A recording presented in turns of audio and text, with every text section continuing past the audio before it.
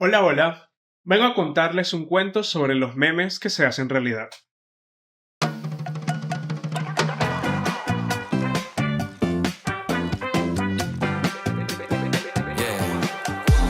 Hola, hola, ¿qué tal? Bienvenidos a el episodio número 3 de Cuéntame Más Chesco. ¿Quién les habla? Chesco.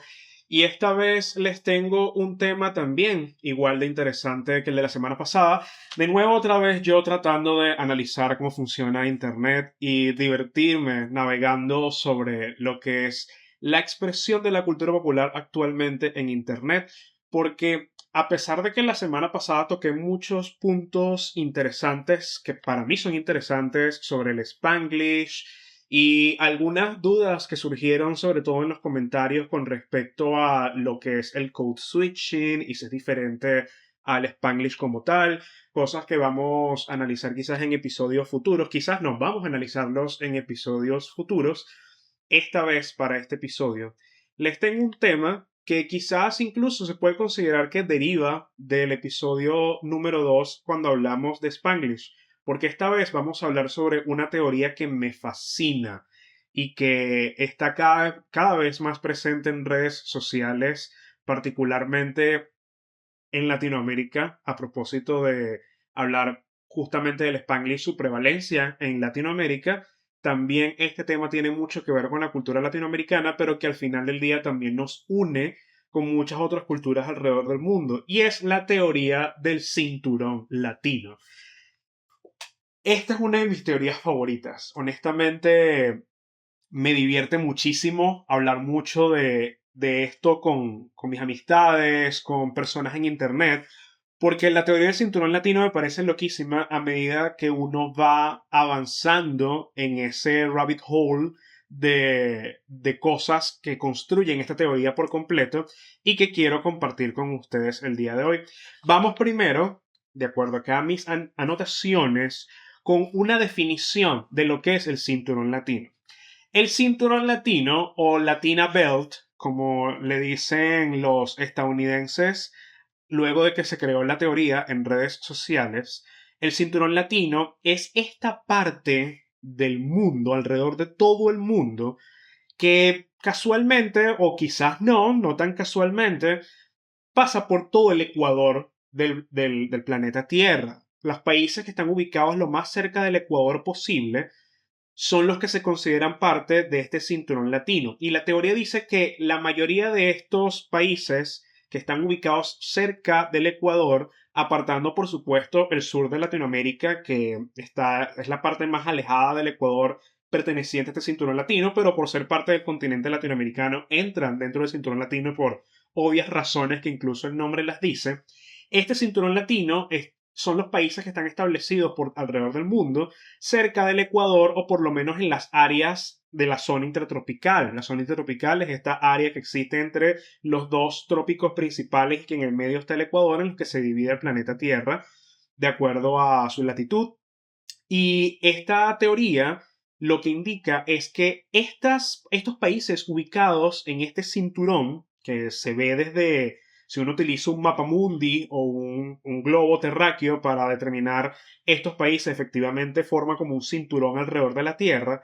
La idea es que este cinturón está integrado por países que, a pesar de que muchos de ellos tienen cosas completamente distintas, particularmente fuera de Latinoamérica, por supuesto, tienen cosas culturales similares que dan a pensar que quizás hay algo más allá que nos une, que no es solamente el hecho de que, por ejemplo, en Latinoamérica casi todos los países hablemos español o tengamos en común ciertas prácticas culturales que tienen que ver mucho con nuestro pasado colonial por España y Portugal.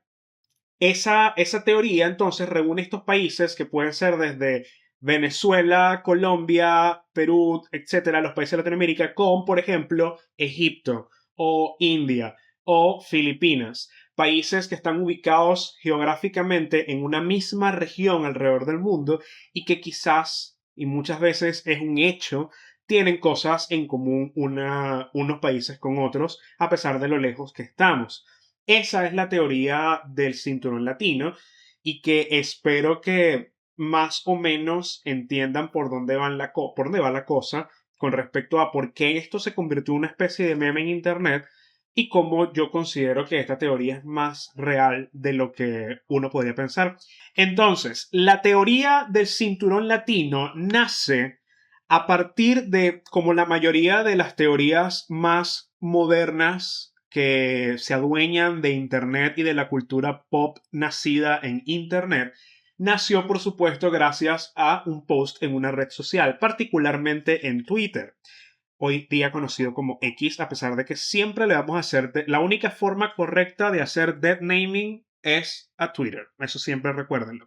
Del resto, en esta casa no apoyamos el dead naming. El origen de la teoría del cinturón latino está en un usuario en Twitter llamado Protestant Mind, que publicó el mapa que van a ver a continuación en la forma visual del podcast a través de YouTube. Para mis oyentes exclusivos de Turmero Estado Aragua, la mayoría de estos mapas siempre incluyen, por supuesto, un mapa mundi proyectado como uno lo ve en el colegio y pintado de manera bastante cruda cuáles son los países que integran el cinturón latino, donde por supuesto toda Latinoamérica desde México hasta la Patagonia está resaltado, y luego los países de Asia, Europa, Norte de África y Oceanía, que en teoría forman parte de este cinturón latino por muchas cosas que vamos a hablar más adelante.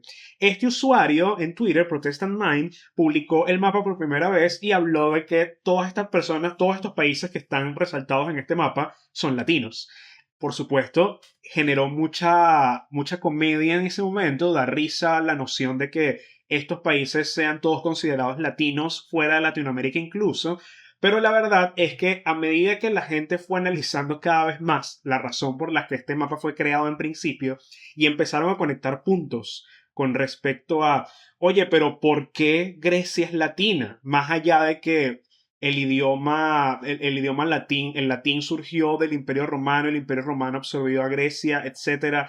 Sí, hay una cosa en común, pero cultura latina, específicamente hablando de la cultura latinoamericana, ¿por qué tiene que ver lo que hacen en Turquía o lo que hacen en el norte de África con lo que hacemos en Venezuela o con lo que se hace en Colombia o con lo que se hace en Honduras? Resulta que mucha gente empezó a pensar y sobrepensar con respecto a esa aproximación de culturas entre países que pueden estar separados por miles de kilómetros, y resulta que hay muchas cosas en común que, mira, puede ser que haya un hilo conductor y que de verdad la teoría del cinturón latino tiene mucha más validez de lo que se piensa. Este post salió en el año 2020 y se esparció masivamente. Obviamente, ese post original en Twitter tuvo una cantidad importante de interacciones que hizo que la teoría fuera ganando popularidad, ya sea de manera graciosa o ya sea analizándola seriamente. Por supuesto, el culpable principal de que la teoría se esparciera masivamente en la Internet fue en TikTok, cuando un usuario de nombre lo escribí, oye, mi letra cuando estoy escribiendo para el podcast es horrible, pero un video en TikTok del año 2022 hizo un chiste muy gracioso también sobre la teoría del cinturón latino, pero específicamente hizo un chiste muy gracioso donde decía que el cinturón latino está conformado por países donde si la CIA seleccionó tu presidente, entras dentro del cinturón latino. Obviamente un chiste bastante relacionado con el imperialismo estadounidense. Amamos, siempre son muy graciosos. La verdad es que cuando analizas los países que integran el cinturón latino, sí hay sospechosamente una cantidad importante de países en los que de alguna manera u otra Estados Unidos o incluso China o Rusia, las tres principales potencias mundiales que se pelean el control, por así decirlo, político del mundo, han puesto o depuesto presidentes a lo largo de la historia contemporánea del mundo. Sí es un hilo conductor bastante gracioso, no es el único, pero sí es un hilo conductor bastante gracioso de donde surgió otra coincidencia adicional para darle más peso a la teoría del cinturón latino. Entonces vemos que después de que este TikTok se popularizara en 2022, esto hace que ya finalmente en la teoría del cinturón latino esté más presente en las mentes de los usuarios de Internet, particularmente de los que usan redes sociales. Y de ahí comienzan a surgir las discusiones. Oye, ¿será que esta teoría es cierta? ¿Es solamente un meme? ¿Qué podemos sacar de algo que comenzó como un chiste muy gracioso por una imagen donde alguien por casualidad hizo una conexión bastante vaga entre lo que ocurre en Latinoamérica con estos otros países en los demás continentes que integran el planeta Tierra?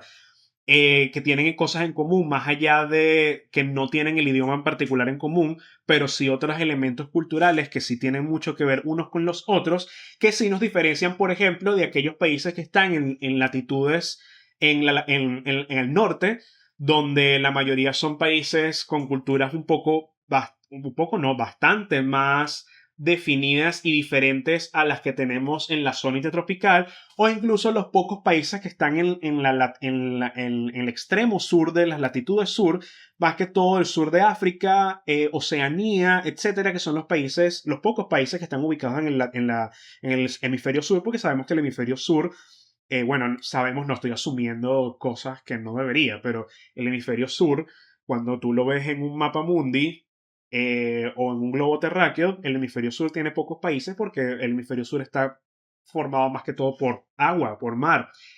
Pero la mayoría de los países que están en el hemisferio norte tienen una cultura bastante diferente a la que tienen los países que están en este mentado cinturón latino que está a lo largo del Ecuador y la zona intertropical.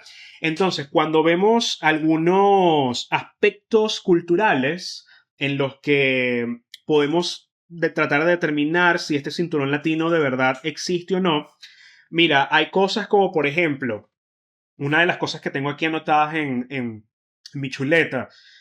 Definitivamente algo que vi primero, una de las primeras cosas que yo vi en común en estos países que están en el cinturón latino, y eso se debe a que soy una persona que ama comer, y bueno, si me ven en persona o en las fotos, a veces cuando hago thirst traps en redes sociales, en mis redes personales, soy una persona ligeramente gordita o rellenita, odio la palabra rellenita, soy gordo, panas. Me gusta mucho la comida. Por lo tanto, lo primero que yo noté entre los países de este mentado cinturón latino definitivamente tiene que ver con la gastronomía. Hay muchísimos países que integran el cinturón latino que son precisamente muy reconocidos a lo largo del mundo por su gastronomía particularmente resaltante dentro de la cantidad de especias que utilizan. Y me da mucha risa resaltar este tipo de gastronomía dentro de los países que están en el mentado cinturón latino, como que somos los que mejor uso de especias da, porque precisamente los países que están en el hemisferio norte, llámese norte de Europa, Estados Unidos, Canadá, norte de Asia, particularmente Rusia, etcétera, son países que no precisamente son conocidos por tener una gastronomía excepcional y muchas veces se debe a que casi no utilizan especias, sal y pimienta de vaina. Esa distinción hace ya que sí efectivamente tengamos una conexión particular con, por ejemplo, países como India, uno de los países más famosos por la cantidad de especias que utiliza en su comida, particularmente en sus famosísimos curries y otros platos que se han vuelto famosos alrededor del mundo de comida india en todo el mundo, precisamente porque la utilización de especias en India es excepcional. De hecho, históricamente las especias en India formaron parte integral de muchos delirios imperialistas, por ejemplo, del Imperio Británico, del Imperio Ruso, etcétera, de capturar estos países o controlar de cierta manera estos países o las rutas comerciales que pasaban por estos países como India, como Bangladesh, como Nepal, como Pakistán, etcétera, porque son países que tenían especias únicas que le daban sabores únicos a sus comidas y que por supuesto otras culturas las deseaban fuertemente. Estamos hablando entonces de que es un factor determinante en el hecho de que estos países de cierta manera también se sientan como hermanos, precisamente porque las especias que se utilizan para comer son únicas de estas regiones y se conectan ciertamente con muchas cosas también de la cultura, por ejemplo, la cultura latinoamericana particular. Cuando los españoles llegaron a este continente durante el siglo XV, finales del siglo XV, siglo XVI, cuando llegaron los españoles a este continente, de las primeras cosas que notaron, además del oro, por supuesto, fueron también las especias, muchas frutas que, eran completamente nuevas, muchas semillas y distintos productos herbales que se convirtieron en especias que hoy en día son típicas de las gastronomías de esos países, precisamente gracias a la conquista y a que se dieron cuenta de que mucho del valor de los recursos que se encontraban aquí no se encontraban en los países de origen de los colonizadores, enriquecieron sus gastronomías porque son cosas que son exclusivas de estas regiones. Y eso ocurrió también en otros países pertenecientes al cinturón latino del que estamos hablando. Entonces, ahí hay un factor definitivamente en común con respecto a qué cosas podemos tener en común y que forman este cinturón latino y qué tan cierto es cierta es su existencia o no. También otro aspecto que me llama mucho la atención que integra este cinturón latino es el hecho que ya hemos mencionado, el hecho geográfico de que la mayoría de estos países están alrededor del Ecuador o en la zona intertropical. El Ecuador y la zona intertropical son bastante conocidos por ser calurosos, porque es la parte del planeta donde no se dan las 4 estaciones que ha popularizado la cultura pop por estar más establecido en el zeitgeist de los países que están en el hemisferio norte, que experimentan las 4 estaciones, que son verano, otoño, invierno y primavera. En la zona intertropical y en el Ecuador solamente tenemos 2 estaciones, panas. Solamente tenemos lluvia y sequía. Y solía ser, en mi época, cuando yo era joven, tengo 35 años, cuando yo era joven, solía ser 6 meses de lluvia, 6 meses de sequía. El calentamiento global, que es real, amigos, lamento informarlo, el calentamiento global ha hecho que esos 6 meses de sequía y 6 meses de lluvia sean bastante dudosos. Muchas veces son un año entero de lluvia o un año entero de sequía, 8 de lluvia, 3 de sequía, 8 de sequía, 3 de lluvia. Puede ser así como así, pero en esas circunstancias estamos actualmente. Esas son las estaciones que experimentamos en la zona intertropical y en los países que estamos cercanos al Ecuador. Ese tipo de temperatura, créanlo o no, definitivamente influye en cómo se comporta una sociedad. O sea, no es algo que yo me estoy sacando del culo en este momento. Para nada. Eso es algo que está científicamente comprobado, sociológicamente comprobado. La temperatura influye en cómo las sociedades se desarrollan y se comportan. En esta zona intertropical, por supuesto, lo que domina es el calor.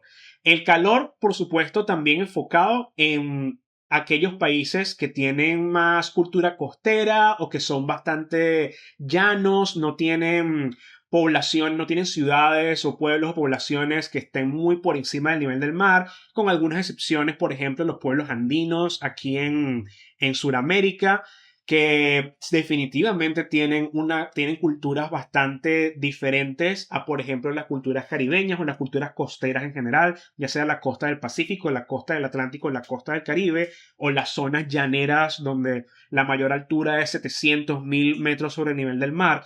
Sí hay diferencias culturales pequeñas en cómo se comporta el clima y cómo es el espacio geográfico, pero igual tenemos muchas cosas en común.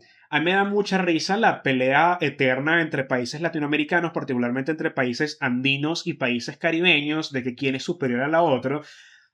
Se ha visto, esas peleas han llegado en internet, sobre todo mezcladas con un poquito de xenofobia, un poquito bastante de xenofobia, que me parece completamente absurdo porque al final todos en Latinoamérica tenemos los mismos problemas.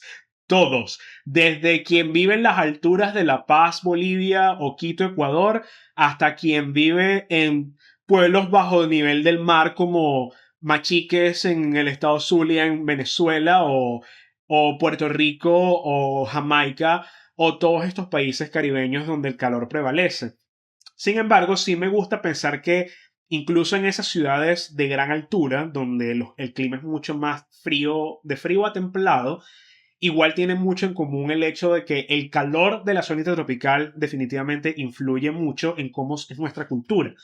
No es exageración cuando la mayoría de los turistas que van a países que están en el cinturón latino, cuando llegan a esos países, siempre sienten que nuestra población es más cálida, es más agradable, más dicharachera, más bullera, más party hard, más de querer siempre de ver la vida más como un disfrute y no tanto como una manera cuadrada de solamente trabajar y medio vivir y ya. Eso, por supuesto, tiene sus bemoles.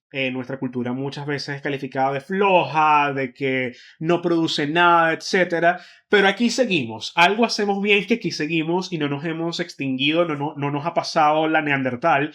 Entonces, si todavía seguimos acá es porque algo estamos haciendo bien. Y definitivamente sí estoy de acuerdo en que hay algo de nuestra cultura que es diferente a la del hemisferio norte y del extremo de los pocos países que están en el extremo hemisferio sur, que influye mucho la temperatura y efectivamente sí considero que somos una cultura mucho más cálida, mucho más abierta, mucho más pendiente del otro, mucho más comunal, mucho más, ¿cómo llamarla?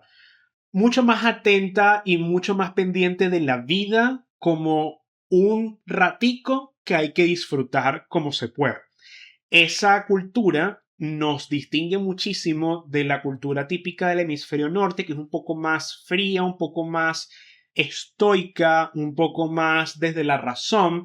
Y la verdad es que no lo cambiaría por nada del mundo, porque siento que ambas culturas en el mundo, ese intercambio constante entre ambas es lo que permite que como especie hemos llegado tan lejos hasta ahora y siento que todavía hay muchos objetivos que lograr como especie y sin duda influye muchísimo ese intercambio cultural, por así decirlo, que existe entre los que estamos en el cinturón latino y los que están fuera del cinturón latino. Por eso es que me gusta creer en que esta teoría es más real que solamente un meme, porque genuinamente me parece importante que tengamos una cultura en común los que estamos en esta zona del mundo y que los que están en la otra zona del mundo que no pertenece al cinturón latino también tengan una cultura en común que les permita unirse de cierta manera como bloque y nosotros también para permanecer en ese intercambio cultural que al final nos va a llevar en el futuro, me imagino yo, aquí en un futuro utópico hermoso, nos va a llevar finalmente a una armonía en la humanidad. Este año no será, amigos. Este año no será. No sé si han visto las noticias,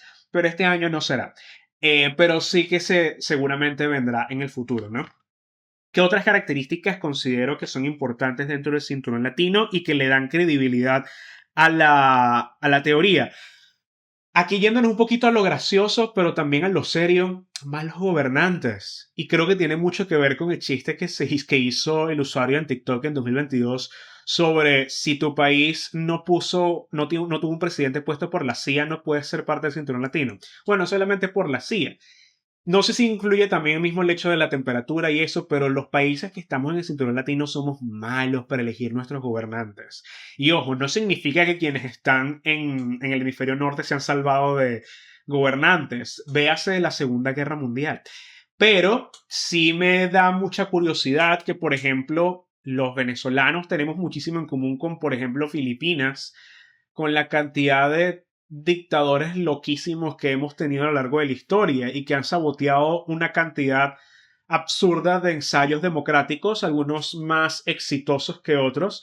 Pero el hecho de que tengamos eso en común me parece gracioso, porque es como que, bueno, somos pueblos hermanos en más cosas que otras, porque si en nuestra lucha por tener naciones democráticas, que es hasta ahora el único sistema de gobierno que ha funcionado en teoría para Occidente, que tengamos eso en común con un país en el lejano oriente como lo es Filipinas, me parece cool, porque podemos encontrar cosas en común incluso en las partes negativas, precisamente para trabajar en función de cómo evitar repetir estas cosas.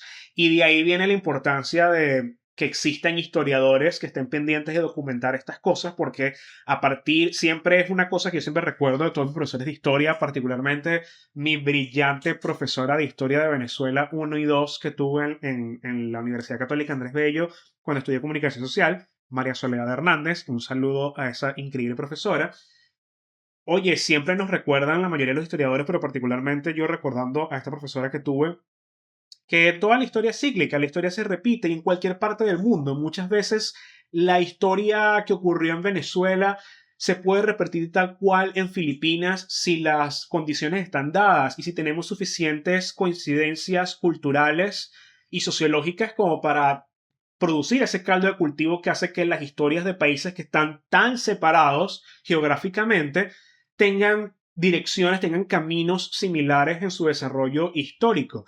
Es loquísimo pensarlo, pero la verdad es que así funciona. Y si lo trasladamos a la teoría del cinturón latino, tiene mucho más sentido todavía, porque efectivamente hay países incluso de Europa, un continente que muchas veces he visto como referencia de, por lo menos en la segunda mitad del siglo XX, como referencia de ensayos democráticos positivos y de, mira, gobernantes que han sido de promedios a decentes, quizás no excelentes todavía, pero también han tenido sus fallas y muchas de ellas en los países particularmente del cinturón latino que están en Europa, como España, Italia, Grecia, Turquía, Bosnia, no Serbia.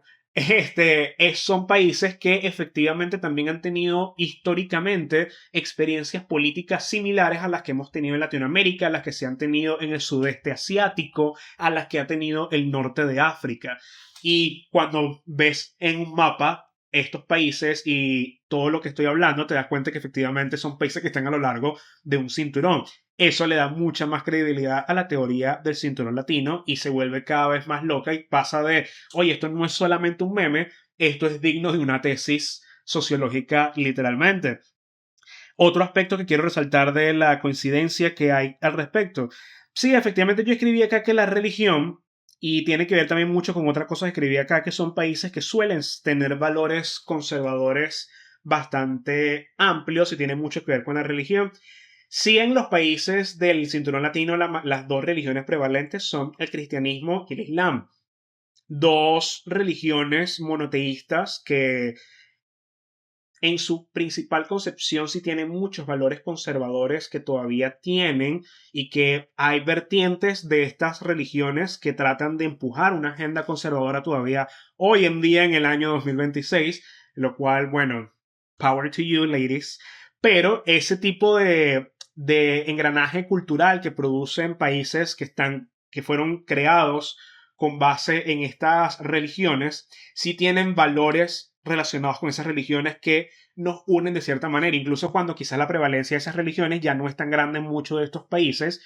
Por ejemplo, países como Grecia, que es uno de los países que integra el cinturón latino. Grecia ya tiene un porcentaje de la población que prefiere identificarse como no religiosa antes que decantarse por quizás el catolicismo ortodoxo, la iglesia ortodoxa griega, o catolicismo romano, o cristianismo protestante, o incluso en mucha menor cantidad el islam.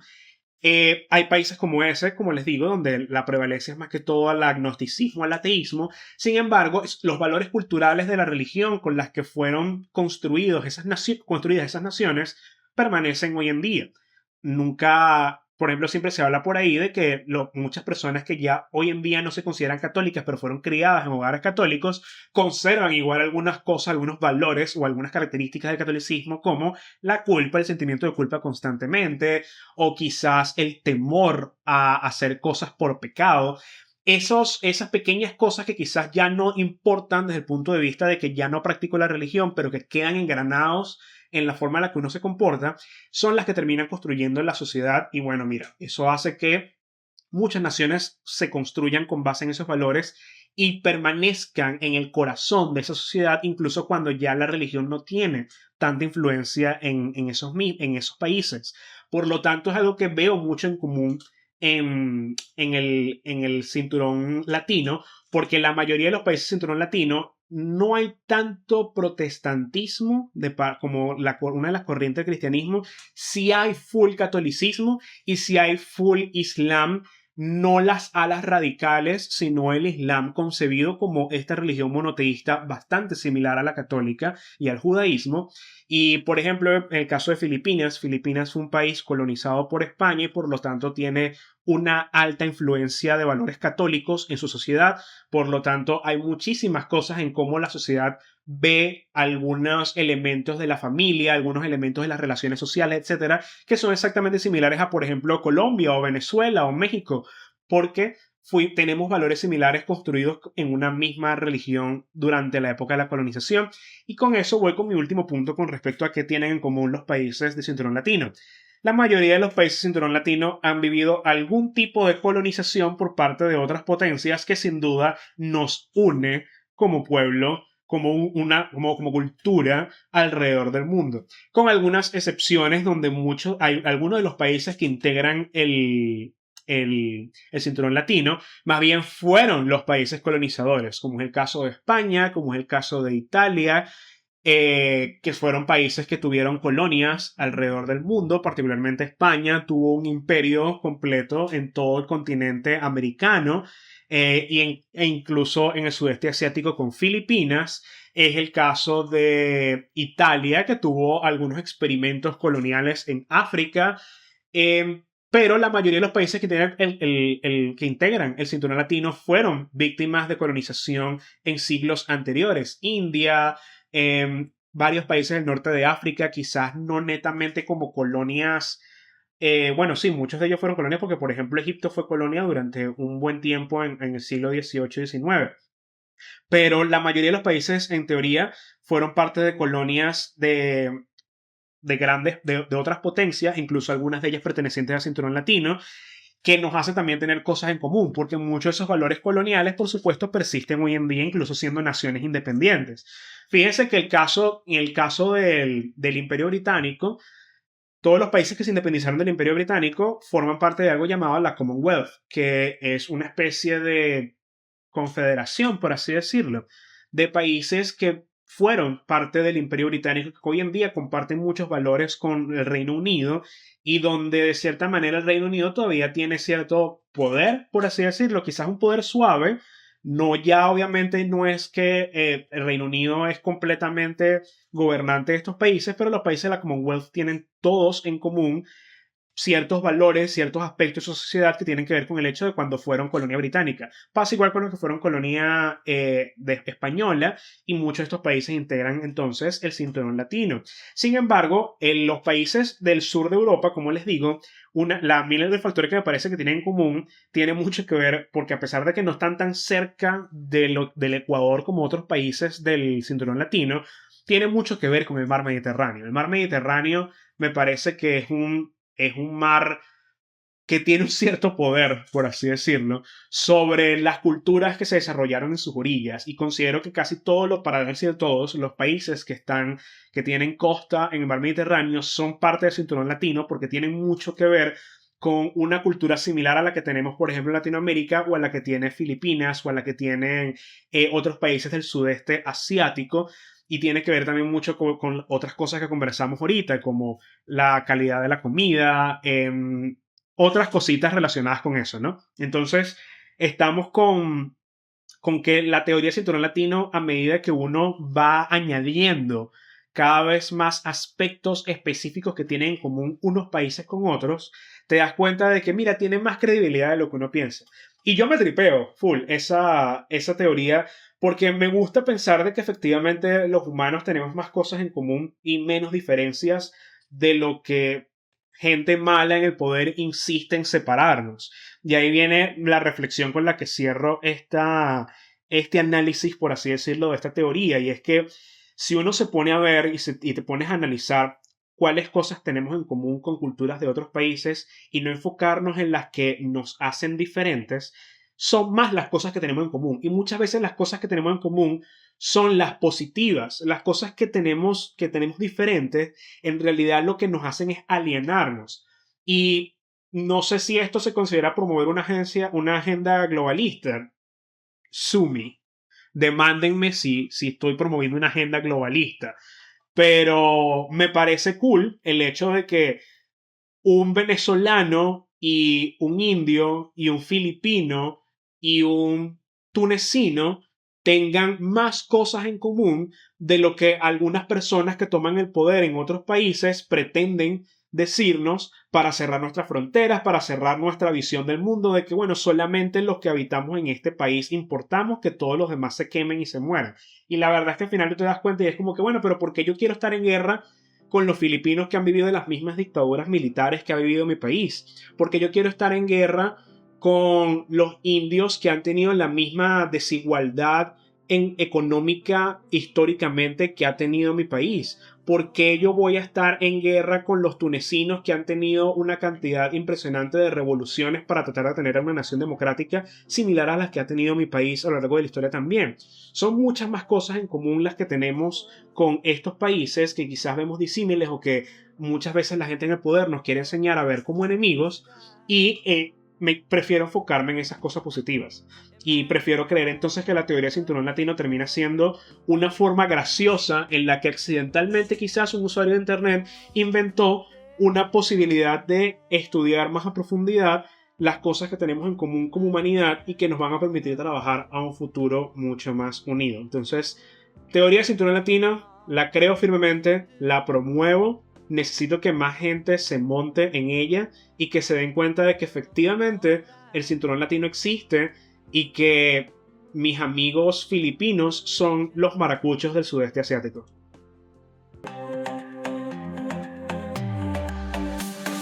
Bien, ahora vamos con la sección de Un Chisme Porfa, donde vamos a leer uno de los chismes que recibí a través de cuéntamemáschesco@gmail.com.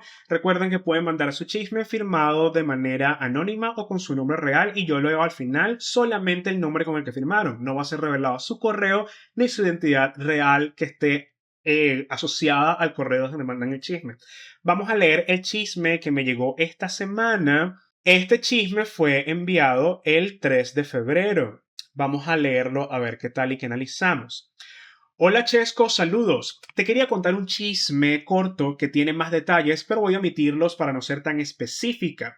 Soy de Maracay. Hello, vecina.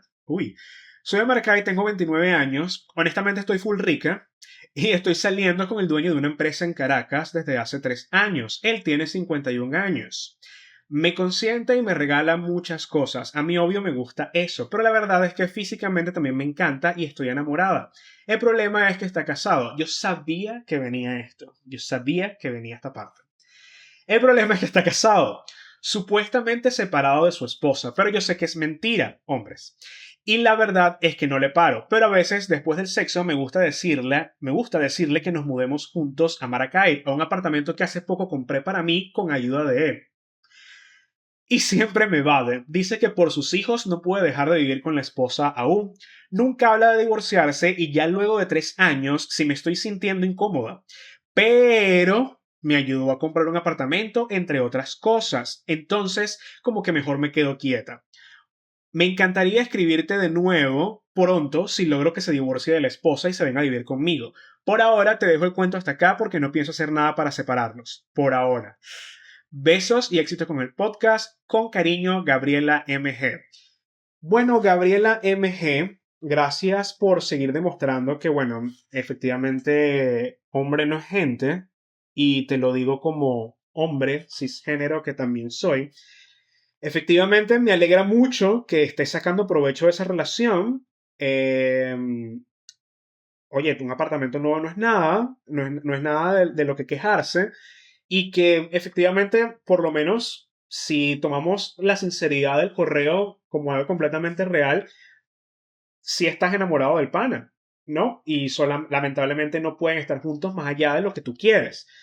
Yo sí diría, no estoy en posición para dar consejos al respecto, sobre todo en relaciones heterosexuales. No es que soy muy experto, no soy muy bueno, pero sí definitivamente me parece un poquito complicado el hecho de que el pana no quiere dejar a su esposa bajo la excusa de no dejar a los hijos. No mencionas en el correo qué edad tienen los hijos, lo cual está muy bien, no estamos pidiendo tampoco que reveles demasiados detalles para contar el chisme, pero obviamente no se necesita ser demasiado experto en análisis para saber que el tipo obviamente te está mareando, o sea, quiere las dos cosas.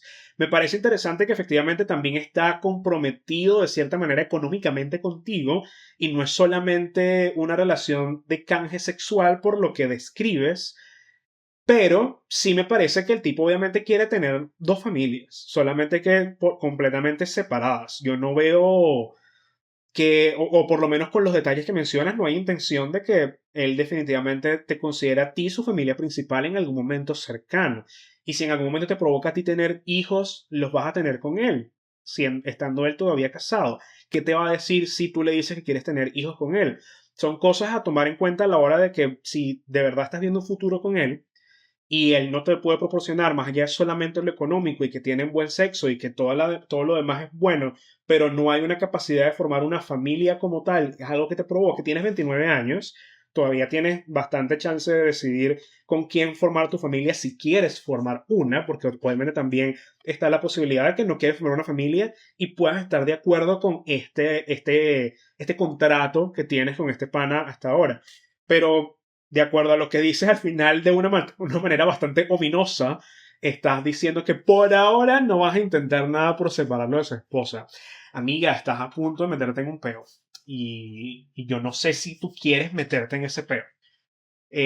Meterte a Homewrecker ahorita, eso no es como caro. En esta economía, en esta situación política social, meterse a rompehogares. Y en el caso de él también, en esta economía, mantener dos familias. Entiendo que es dueño de una empresa, como lo mencionas, pero mantener dos familias, para mí eso no es concebible. Fíjate, yo estoy luchando, sacando este podcast para ver si en algún momento se vuelve monetizable, porque estoy pelando bola, amigos. Pelando bola. Y hay alguien por ahí, dueño de una empresa en Caracas, manteniendo dos familias solamente porque le provoca. Definitivamente Dios no le da cacho a burro. Yo ni marido tengo, ni novio, ni jevito, nada tengo. Entonces, hay gente que necesita chequear sus privilegios definitivamente y alinear sus prioridades y definitivamente mantener dos hogares no debería por qué ser una prioridad actualmente. Pero ese soy yo. Y bueno, estimada Gabriela MG, espero tengas éxito en tu aventura y cumplas con tu palabra y nos actualices cómo evoluciona el chisme en el futuro cercano. Quizás de acuerdo a lo que acabamos de hablar ahorita discutiendo tu chisme, quizás lo que consultes con tus amigues, pero me encantaría saber una actualización de este chisme. Así que gracias por compartir. Bien, ahora vamos a hablar desde las trincheras. Estamos en las trincheras esta semana con una de las noticias que quiero discutir. Dentro de unos días, a partir de la fecha en la que sale este episodio, van a faltar muy pocos días para el Super Bowl, el evento deportivo más importante de Estados Unidos, donde dos equipos de fútbol americano se compiten por la Copa Mundial, una Copa Mundial que se llama así a pesar de que solamente está basada en Estados Unidos. El fútbol americano es un deporte muy extraño para los gringos. Y la noticia en realidad es que se va a presentar en el show del medio tiempo el cantante artista puertorriqueño Bad Bunny. Esto, por supuesto, lo traigo a colación para esta sección porque la presentación de Bad Bunny ha generado bastante controversia en Estados Unidos solamente. El resto del mundo es como que fino era Bad Bunny ya. Pero en Estados Unidos se vuelve toda una discusión absurda por el hecho de que, bueno, es un artista latino cuya discografía está en español completamente. Todas sus canciones tienen español. Quizás lo máximo que puede tener una canción de Bad Bunny es una partecita en Spanglish y ya. A propósito del episodio de la semana pasada de Cuéntame más Chesco. Y ya, pero el resto, toda su música es en español. Por lo tanto, la presentación va a ser en español. En uno de los deportes más gringos que existen. Eso tiene cierta importancia porque Bad Bunny, siendo puertorriqueño y tomando en cuenta que Puerto Rico pertenece a Estados Unidos, eso tiene un hito cultural importante, tomando en cuenta también que Bad Bunny ha sido abierto con respecto a su posición de Puerto Rico al pertenecer en Estados Unidos, ha tenido una posición bastante cercana al independentismo puertorriqueño, de que sea una nación independiente de Estados Unidos, y el hecho de que toda su música esté en español y va a cantar en español en este medio tiempo del evento deportivo más importante de Estados Unidos, obviamente tiene a una cantidad absurda de racistas y de chauvinistas gringos botando espuma por la boca, lo cual a mí me parece increíblemente divertido porque esto genera discusiones que ya hemos hablado en el podcast, discusiones serias con respecto a la pluralidad que existen en las sociedades alrededor del mundo gracias a la globalización y que intentan enterrarse bajo discursos nacionalistas que en realidad terminan haciendo más daño del bien que pretenden ellos dar con estos discursos. Entonces, yo traigo esta noticia a colación es precisamente porque quiero que como sociedad todos veamos cuál va a ser la reacción y el feedback de esta actuación de Bad Bunny durante el Super Bowl. Porque a pesar de que Sí, hay veces que el discurso exhaustivo de que Estados Unidos no es el centro del mundo y que todo lo que ocurre en Estados Unidos no tiene por qué importar en todas las regiones del mundo.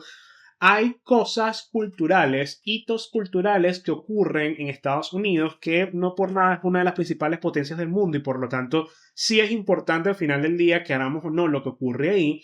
Va a haber discusiones generadas a partir de este performance, depende de cómo salga, que van a ayudar a avanzar otras conversaciones con respecto al consumo de cultura alrededor del mundo. Y también estoy segurísimo de que va a influir muchísimo en la política estadounidense. Y recuerden que, para bien o para mal, nuevamente, muchas de las cosas que ocurren en la política estadounidense influyen en la política mundial. Así que no es cualquier cosa el show de medio tiempo de Bad Bunny. Espero estemos pendientes todos. Y aquí yo en mis anotaciones puse que, por ejemplo, el hecho de que me da mucha risa que una de las razones por las que los republicanos se han quejado de... Republicanos bastante extremistas, porque la verdad es que no son todos. Republicanos extremistas se han quejado del show de Bad Bunny. Es que bueno, pero ¿por qué él va a cantar en español si es extranjero? Me da mucha risa porque eso simplemente le da más credibilidad al hecho de que sí, efectivamente hay una gran parte de los gringos que no tienen ni idea de geografía. Porque la verdad es que Bad Bunny es también estadounidense. Puerto Rico es parte de Estados Unidos. Y por ejemplo, artistas que se han presentado últimamente en el Super Bowl como de los que ellos no se han quejado ni un poquito, como Coldplay y Rihanna, ellos no son estadounidenses. Rihanna es de Barbados, Coldplay es de Reino Unido y de ellos no se han quejado. Hay extranjeros que molestan y otros que no, dependiendo de la narrativa. Entonces, sí pido que estemos pendientes de Bad Bunny, les guste o no, como artista, sus canciones, etcétera, pero culturalmente va a ser un hito importante que desde las trincheras vamos a estar vigilando muy de cerca a ver qué tal sale. Bien, y para cerrar este episodio, por supuesto, cerramos con el 1x4, donde voy a hacer mi recomendación semanal de una película, una serie, una canción y un videojuego. Vamos a ver entonces qué tengo en el 1x4, donde voy a comenzar primero con la película. Esta película que les voy a recomendar esta semana creo que es la que más apasionadamente voy a recomendar de los 3 episodios que van de Cuéntame Más Chesco. Se llama The Vast of Night. The Vast of Night es una película de ciencia ficción. La película se desarrolla en Nuevo México, Estados Unidos, en el estado de Nuevo México, en Estados Unidos, en los años 50. La película tiene como protagonistas a una chica que se llama Faye, que ella tiene cargo de telefonista, ella es la que maneja estas consolas centrales por las que se manejaban las comunicaciones en poblaciones después de la Segunda Guerra Mundial, esta tecnología donde tenías que conectar líneas para poder canalizar las llamadas. Era generalmente un trabajo hecho por mujeres. Faye es una chica en los años 50 en Nuevo México, en un pueblo de Nuevo México, que trabaja como telefonista y se junta con un DJ de radio del pueblo que se llama Everett para investigar unas frecuencias extrañas que están afectando las llamadas, las comunicaciones en este pueblo un día en el que hay un partido de básquetbol importante, universitario o creo que es colegial, en este pueblo.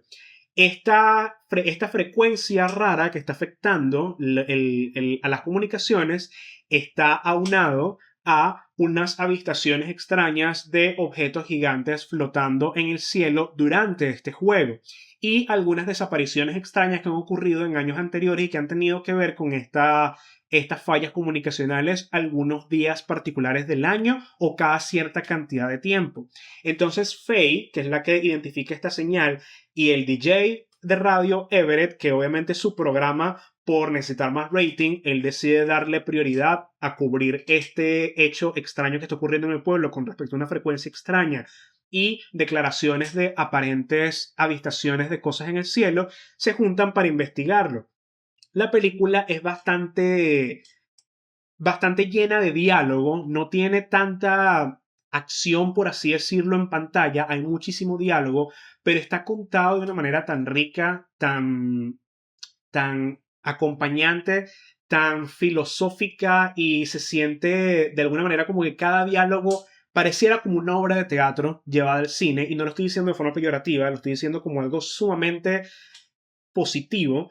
el hecho de que se sienta como una obra de teatro, porque el peso de los diálogos y de cada línea y de la manera en la que se expone el lore de la película es brillante, es exquisita, se siente relajante, igual te llena de tensión, porque al final es una película de ciencia ficción con suspenso.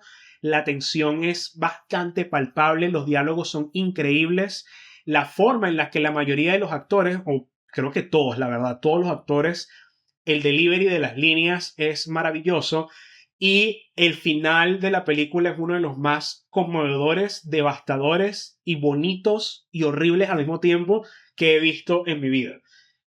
No puedo revelar más nada porque sería spoiler, pero es una película que yo recomiendo desde lo más profundo de mi corazón porque creo que es una película que he disfrutado muchísimo, cómo el guión se desarrolla desde el primer momento hasta el último segundo.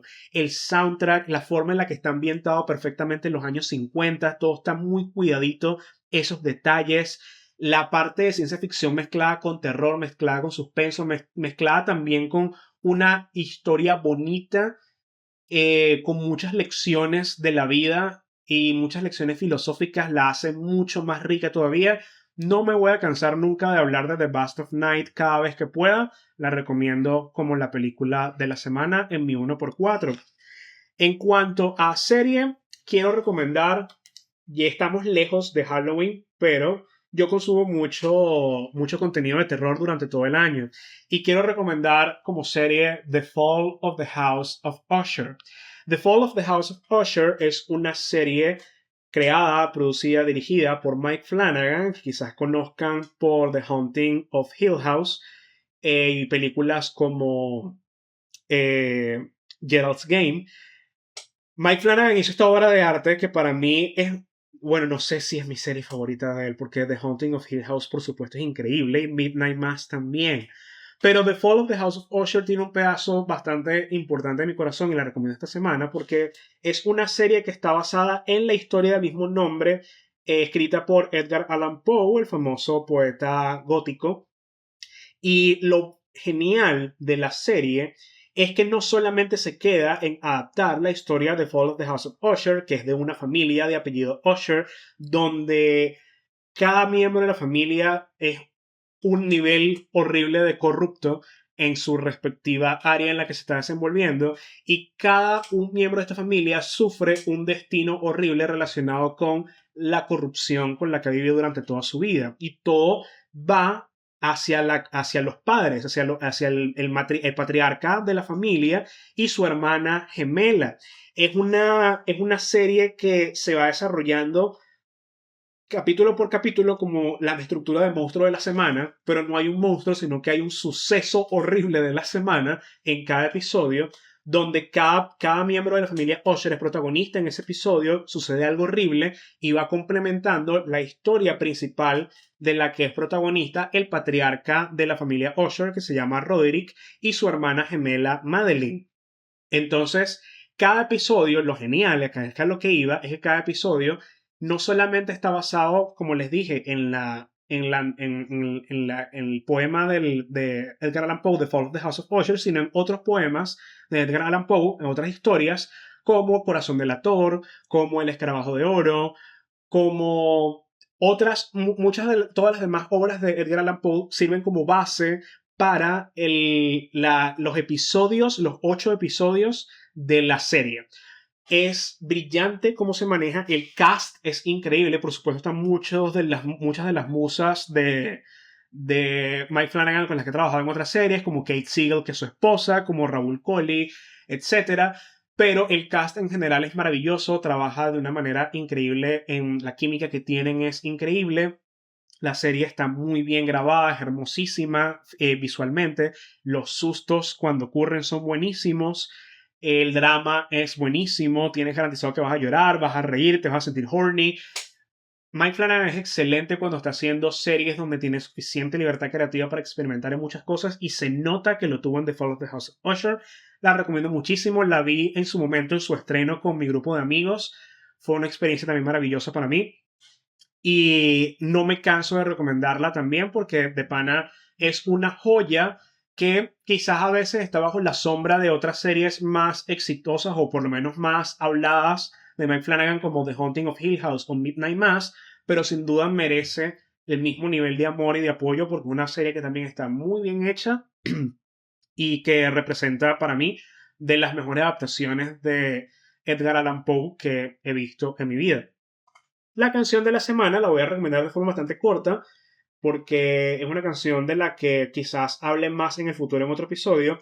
Se llama Campus de Vampire Weekend. Vampire Weekend es una de mis bandas favoritas desde que los descubrí en 2008, creo, cuando escuché A-Punk, su primer single, o su single más famoso, por primera vez gracias a un podcast que escuchaba en 2008. Y me cambió la vida y desde entonces convertí en una de mis bandas favoritas y Campus es una de mis canciones favoritas. Campus es una canción que trata, bastante corta, que trata sobre un romance universitario. Es un romance universitario entre dos estudiantes, pero también se puede interpretar como entre un estudiante y un profesor, un romance no correspondido entre un estudiante que le gusta a su profesor y su profesor no le corresponde o no sabe que le gusta, o como es su concepción original, que es una romance entre dos estudiantes donde una estudiante está enamorada de otra, está enamorado de una estudiante y esta segunda estudiante no le para bola al primero. Pero es una historia bastante cortita, en esta canción bastante cortita, con una estructura bastante curiosa, como casi todas las canciones de Vampire Weekend, que tienen estructuras bastante originales y curiosas. Y es una de mis canciones favoritas porque me ha inspirado a crear muchas historias por mi parte, en cuanto al ritmo, en cuanto a la letra, en cuanto a la atmósfera que inspira la canción. Me parece que es una canción que si te gusta, la vas a tener muy cercana a tu corazón constantemente. Por lo tanto, le doy puntos extra por eso. Y eso aplica para casi todas las canciones de Vampire Weekend, la verdad. Así que Campus de Vampire Weekend, mi recomendación de la semana. Y por último, como videojuego, para cerrar, quiero recomendar el videojuego que hizo que me interesara en algún momento perseguir una carrera política. Es loquísimo decirlo así, porque no estoy creando este podcast tampoco como plataforma para en el futuro convertirme en alcalde de mi ciudad, creo. Sí quiero decir abiertamente que mi interés por la política nació desde muy pequeño, precisamente porque siempre estuve expuesto a videojuegos que de cierta manera el aspecto político está involucrado en ellos. Y uno de los principales culpables fue SimCity 3000. SimCity 3000 es uno de mis videojuegos favoritos de la historia porque SimCity, tradicionalmente, si no conocen la franquicia, es una franquicia de los mismos creadores de los Sims, donde en vez de manejar solamente una familia, manejas toda una ciudad desde su construcción, sus servicios públicos, sus ordenanzas, su presupuesto, todos los elementos que hacen que una ciudad funcione se emulan en este simulador de ciudad donde eres el alcalde. De hecho, la idea del juego es que tú eres el alcalde de una ciudad y la puedes construir desde cero o jugar desde una ciudad ya prehecha donde manejas todos estos aspectos pequeños de una ciudad, como les digo, la infraestructura, servicios públicos, presupuesto, policías, hospitales, bomberos, etcétera, todo lo que hace que una ciudad funcione desde el cargo de una alcaldía. Para mí eso es divertidísimo. Para mí eso me enriqueció muchísimo desde pequeño. Yo creo que cuando yo jugué SimCity 3000 por primera vez tenía como 9 años, 8 o 9 años, en una computadora Pentium 3 que tenía mi papá en su apartamento y que yo jugaba cuando pasaba mis vacaciones escolares en el apartamento de mi papá en Caracas. Y me parecía increíble ese juego porque yo podía pasar horas administrando una ciudad. Horas. Y no sé cómo mi cerebro de 8 o 9 años entendía cosas como cuánto de presupuesto asignar a la policía y cuánto a los hospitales, cuánto quitar de un departamento para dárselo a otro y dejar a todos contentos, cuánto subir los impuestos de la ciudad para poder tener ingresos.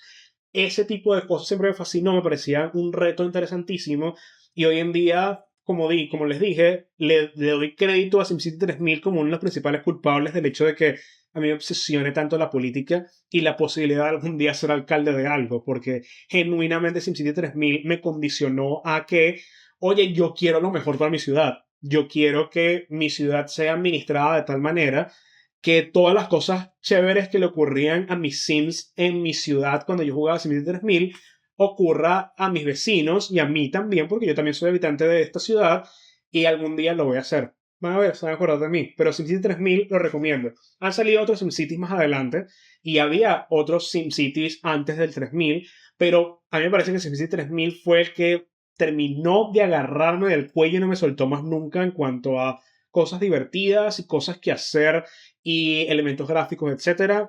73000, mi favorito. Bien, y con esto cerramos entonces este episodio de Cuéntame Más Chesco.